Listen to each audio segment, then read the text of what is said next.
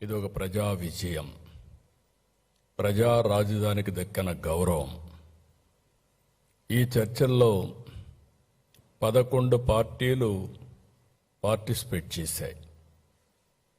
2 హౌసెస్లో కలిపి 17 34 మంది సభ్యులు భాగస్వాములయ్యారు, పార్టిసిపేట్ చేశారు. 10 పార్టీలు మద్దతు ఇచ్చాయి, మిగిలిన పార్టీలు కూడా సపోర్ట్ చేశారు. మొత్తం 41 పార్టీలు లోక్సభలో ఉన్నాయి. ప్రాతినిధ్యం ఉండే పార్టీలు 41. 9 పార్టీలు రాజ్యసభలో మెంబర్స్ ఉన్నారు. అంటే లోక్సభలో లేరు, రాజ్యసభలో ఉన్నారు. అన్నీ కలిపి 50 పార్టీలు.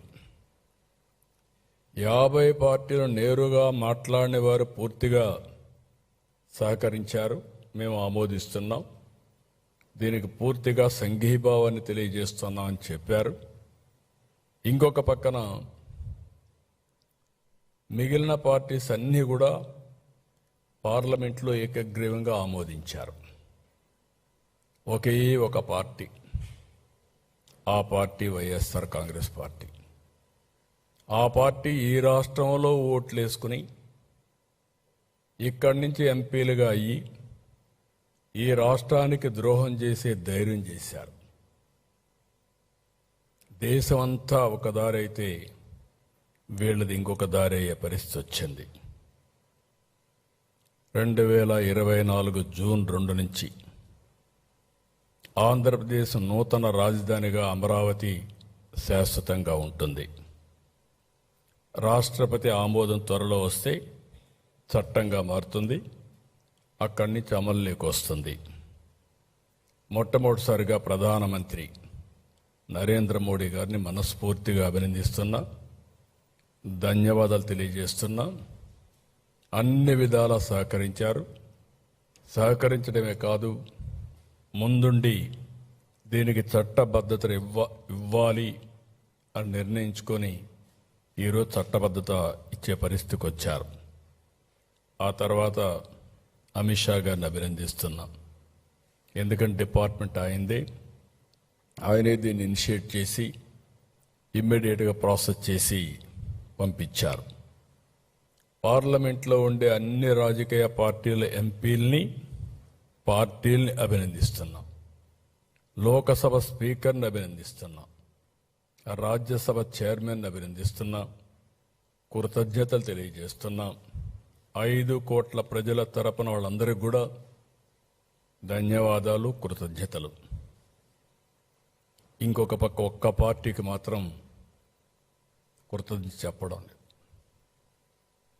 అదే వైఎస్ఆర్ కాంగ్రెస్ పార్టీ. ఎందుకంటే దేశంలో ఇన్ని పార్టీలు, ఐడియాలజికల్ డిఫరెన్సెస్ ఉండొచ్చు, వ్యక్తిగత భేదాభిప్రాయాలు ఉండొచ్చు, లేకపోతే ఓసారి వాళ్ళకు పెద్దగా టచెస్ కూడా ఉండకపోవచ్చు. ఆంధ్రప్రదేశ్ రాష్ట్రంతో పని కూడా ఉండకపోవచ్చు, ఓట్లే కాదు పని కూడా ఉండకపోవచ్చు. ఆ ప్రాంతీయ పార్టీ ఆ రాష్ట్రంలో ఉండొచ్చు. కానీ ఏ పార్టీ కూడా ప్రాంతీయ పార్టీ అయినా వాళ్ళ రాష్ట్ర ప్రయోజనాలు కాపాడుకుంటూ ఉన్నప్పటికీ దేశ ప్రయోజనాలు కాపాడడం కోసం అమరావతి రాజధానిగా రావాలి, దేశ ప్రయోజనాలు కాపాడాలని ఆలోచించారు. వైఎస్ఆర్ కాంగ్రెస్ పార్టీ మాత్రం దేశ ప్రయోజనాలు అవసరం లేదు, రాష్ట్రం నాశనం అయిపోయినా పర్వాలేదు, మేము అనుకున్నదే జరగాలని పట్టుదలతో ముందుకు పోయారు. వైఎస్ఆర్ కాంగ్రెస్ అమరావతిని నాశనం చేయాలనుకున్నారు, మనం శాసనం చేశాం. దేశం ఈరోజు అమరావతి కోసం నిలబడింది. కుట్రలు దాటి అమరావతి గెలిచింది. నిజమైన 5 కోట్ల ప్రజల కల కేంద్ర రాజముద్రతో తిరుగులేని స్పష్టత, ప్రజల ఆశలు ఆశయాలు నెరవేరిన వేళ ఇది మనందరికీ గుర్తింపు, గౌరవం. భవిష్యత్తులో ఎవ్వరు ఏమీ చేయలేని పరిస్థితి.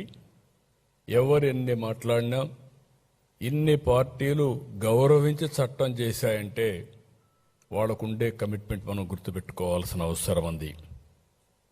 అయితే మనం ఒక్కసారి దీని మీద పాత చరిత్ర కూడా ఆలోచించుకోవాల్సిన బాధ్యత ఉంది. ఆ రోజు మీరు చూస్తే 2014 జూన్ 2వ తారీఖున రాష్ట్ర విభజన.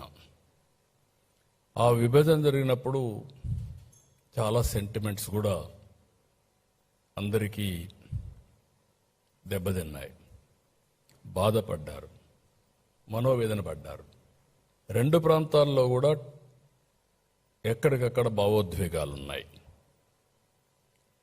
నేను ఆ రోజు సమైక్య ఆంధ్రప్రదేశ్లో ఎవరికీ దక్కని గౌరవం, 9 సంవత్సరాలు నేను ముఖ్యమంత్రి, 10 సంవత్సరాలు ప్రతిపక్ష నాయకుడు. తెలుగు జాతి కోసం ఒక సంపద సృష్టించే కేంద్రం తయారు చేయాలని హైటెక్ సిటీతో ప్రారంభమై సైబరాబాద్, హైదరాబాద్ నిర్మాణానికి దోహదం చేశాం. అలాంటప్పుడు ప్రతి ఒక్కరిలో ఒక ఆవేదన, ఒక ఆవేశం, మాకు రాజధాని లేదు, ఆదాయం లేదు, విభజన జరిగితే కనీసం పింఛన్లు వస్తాయా అని చాలా బాధపడే పరిస్థితి వచ్చింది. ఆ రోజు కూడా నేను ఒకటే ఆలోచించాను, రెండు ప్రాంతాలకు సమన్యాయం జరగాలి.